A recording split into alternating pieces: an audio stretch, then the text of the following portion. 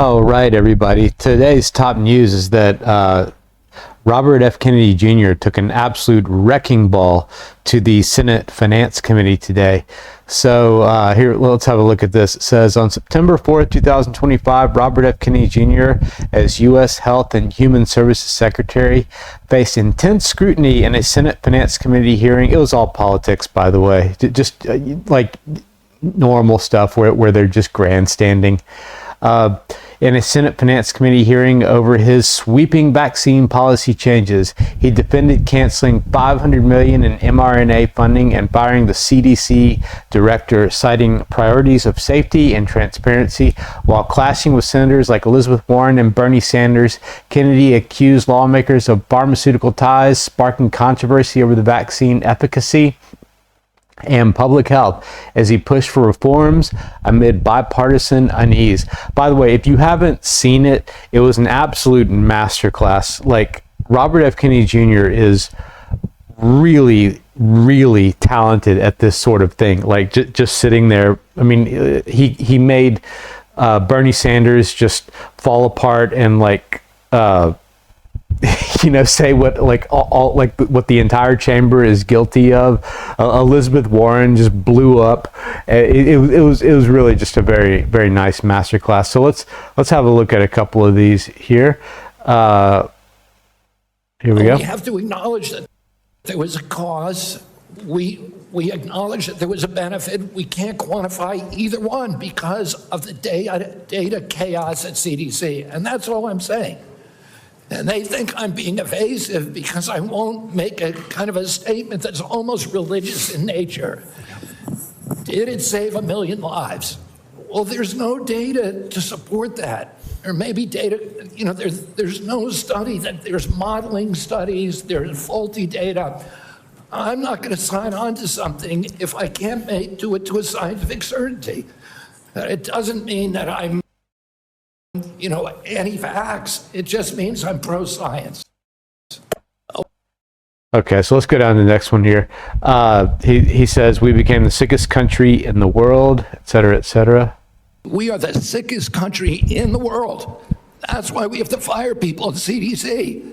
They did not do their job. This was their job to keep us healthy. Thank you, and I need to fire some of those people to make sure this doesn't happen again. I would, when I saw that, I was like, yeah, okay, I see the CDC angle. I would throw in the FDA, the Food and Drug Administration. What about the crap Americans eat? I mean, the CDC doesn't give like dietary recommendations, do they? That's all FDA stuff. So let's move on to the next one here. I never promised that I was going to recommend products for which there is no indication. This is Elizabeth Warren just exploding. I never promised that I was going to recommend products for which there is no indication. When you said... And I know you've taken $855,000 from pharmaceutical companies. Do you hear what he just said? I know you take $855,000 from pharmaceutical companies. Senator, I didn't know. Then, okay, so this was one of the moments that people really, really, really took notice of. Bernie Sanders points to like the whole room, and we'll read this here. It says, Democrats look like their own parody. How is this? Okay. So RFK Jr. just broke Bernie Sanders. Bernie Sanders feels so guilty for taking money from Big Pharma that he starts pointing at everyone else who took Big Pharma money. And you can see him here pointing. He just points around the room. Here, let's have a listen to this. Every single Republican, I don't mean to be political here, Mr. Chairman, has received PAC money from the pharmaceutical industry. Are they all corrupt as well? And I'm telling you, the American Heart Association has been co-opted by the food Everybody but you, Senator. But you know what? When you ran for president, we have a corrupt campaign finance system. Maybe you will agree with me on that. Okay, you were already president. You got a billionaire behind it. You received $300,000 from people, not from the industry, people in it, as I did, from individuals. You corrupt. President Trump got $3 million. Every Republican got corporate PAC money for the pharmaceutical industry. Democrats as well. Everybody is corrupt, but you? You hear that? He's just pointing to them all. He's like, they all got money. He's basically going, everybody in this room, all the senators, they all got money from the pharmaceutical companies, but they're all corrupt, but not you. And it's like, wait a minute, you just said everybody in here is taking pharmaceutical money. Yet here you are bashing RFK Jr. about what he's doing to the pharmacies. It's kind of a mind-bending moment. Is that what we're looking at? I don't think so. And I think the issue I now... don't even know what you're talking about. Well, I think you do know what I'm talking about. I don't know what you're talking about. The issue is every time anyone Are you saying the pharmaceutical industry was supporting my presidential campaign? I'm saying, I don't think so. I'm not saying that. Every single... Yeah, just a crazy moment there. So here we go. This one here too. We were lied to about everything. We were lied to about...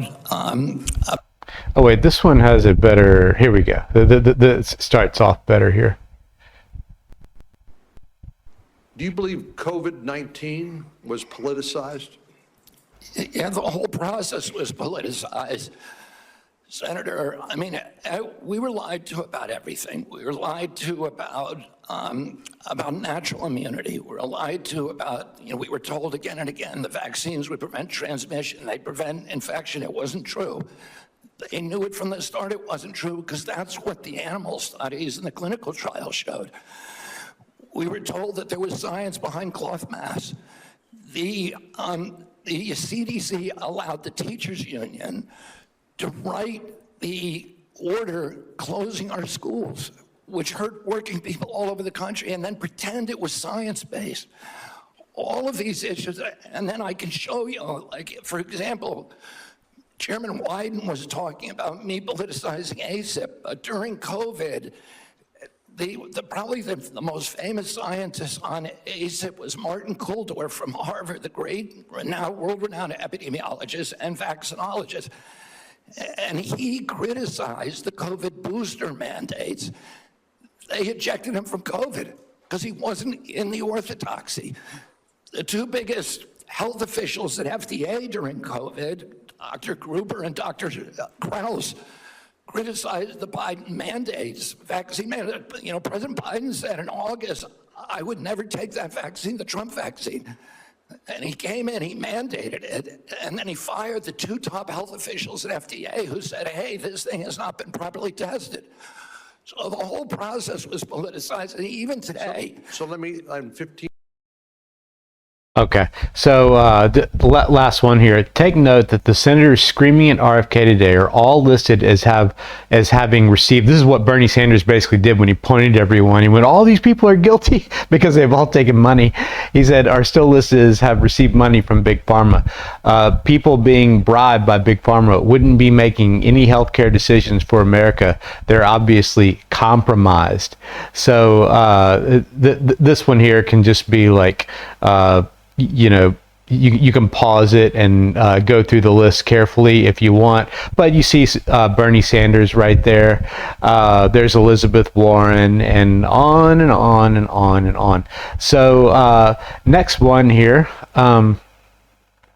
This one's interesting. Trump's DOJ considering banning trans people from buying guns. So right here, what's the name? Westman. Robert Westman was walking around this gun store. It's not a very big deal. It's just sitting there, like this, just looking at guns. There's not much in the video. So the Justice Department is discussing proposals to potentially block transgender Americans from buying firearms, sources told the Post. In the wake of the deadly Minneapolis Catholic Church shooting conducted by Robert Westman, who identified as a trans woman, DOJ officials are mulling options the Trump administration can take to restrict the Second Amendment rights of some Americans, sources familiar with the talks said. So I don't know exactly which tack they're going to take here, but my assumption is that it's going to be insanity, or not being of sound mind. And So it says some DOJ members believe the move can be approved as a follow-up on the Trump's executive order barring military services by transgender people. So let's go here. I said here to Grok, explain how the Second Amendment was intended to extend to all able-bodied citizens of sound mind. However, the founding fathers may not have intended for the insane or those with mental problems to have access to firearms. So just a little bit here about intent to extend to able-bodied citizens of sound mind. The Second Amendment was rooted in the Founding Fathers' belief in the necessity of an armed populace for both individual and collective security. The phrase well-regulated militia refers to a citizen-based defense force, distinct from a standing army, which was not viewed with suspicion due to its potential for government tyranny. The militia was understood to consist of able-bodied male citizens, typically between certain ages, 16 to 60, as defined in early militia laws like the Militia Act of 1792, who were expected to provide their own arms for defense of the community, state, or nation. The right of the people to keep and bear arms was intended to ensure that individuals could participate in this militia and protect themselves, their families, and their liberties. The Founding Fathers'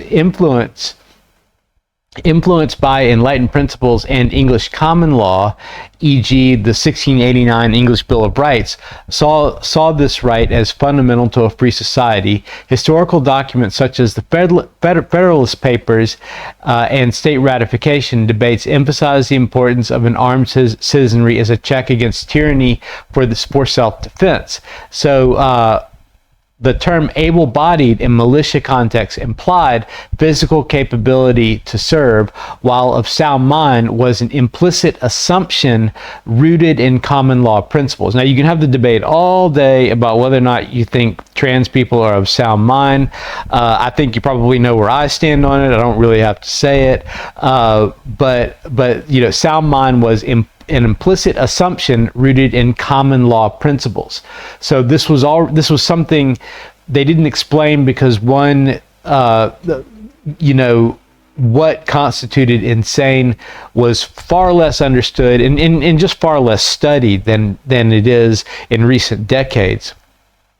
But they knew what someone was like when they weren't of sound mind, and it was implied that you were able-bodied, of sound mind, etc., etc., etc., in order to have firearms. The legal tradition of the time often restricted certain rights, voting, property ownership, from those deemed mentally incompetent, as they were seen as unable to exercise rational judgment. While the Second Amendment itself does not explicitly mention mental capacity, the broader legal and cultural understanding likely presumed that only those capable of responsible action would bear arms, especially in the context of militia service. Exclusion of the insane or mentally unstable. The Founding Fathers did not explicitly address, as it just said, mental health, but in common law restrictions. English and colonial legal traditions often restricted rights for individuals classified as lunatics or non compos mentis, not of sound mind. For example, courts could appoint guardians to manage the affairs of those deemed mentally incompetent, effectively limiting their ability to exercise certain rights, including handling dangerous tools or weapons. Early militia laws required members to be capable of disciplined, organized action. Individuals with severe mental instability would likely have been excluded from militia service, as they could not reliably fulfill duties requiring coordination and responsibility. For instance, militia members were expected to train and respond to commands, tasks unsuitable for those with significant mental impairments. It goes on with some other things there, but that pretty much wraps that one up. I think, if you go with the "are they of sound mind" argument, which I don't think is a very difficult one to prove which way it goes with a bunch of trans individuals. We've had 2 recent mass shootings, both trans, not to mention medications, and there's a lot of other things going on. So very last one here. Putrid payrolls, job growth collapses to just 22K Unemployed rates rise to 4.3%, putting 50 BPS rate cut in play. So ahead of today's jobs report, consensus was that a print between 40K and 100K is largely priced in and greenlighting a 25 base point rate cut by the Fed in 2 weeks, and then we would need a real outlier number for the Fed to either cut 50 BPS basis points or not hike. Well, we got a real outlier when moments ago in the BLS report that in August the U.S. added only 22,000 jobs, a big drop from the upward revised 79K from 73K previously. But more importantly, June was revised from 27K to 13K, ushering in the first negative jobs print since 2020. So yeah, not looking good there. It's just more bad economic data. Over here, if you go, and we don't want to see that over here, if you look at gold and silver today, since this happened, they've just shot up. That's gold. Silver, exact same thing. It's lagging a little behind gold at the moment, but that's not that weird. So yeah, that about does it for today. If you like this kind of stuff, please like, subscribe, and share. And thanks everybody. Base Gardening out.